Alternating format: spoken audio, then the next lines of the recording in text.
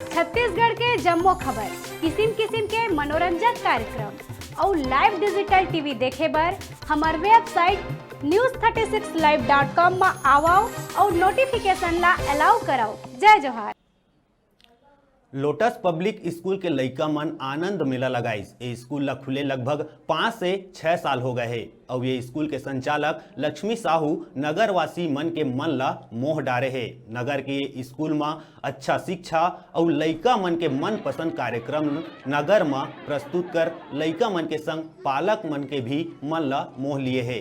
लइका मन के ये आनंद मेला में स्टॉल लगाए गए रही, जेमा गुपचुप, चाट, चटपटा चना, आइसक्रीम जैसे अनेक स्वादिष्ट व्यंजन लइका मन अपन छोटे छोटे स्टॉल लगा के आनंद मेला में 4 चांद लगा दीस। ये कार्यक्रम में बिलाईगढ़ विधायक राय और नगर पंचायत सीएमओ मिश्रा और नगर पंचायत अध्यक्ष सहित पालक गण और पूरा स्कूल स्टाफ उपस्थित रहीस।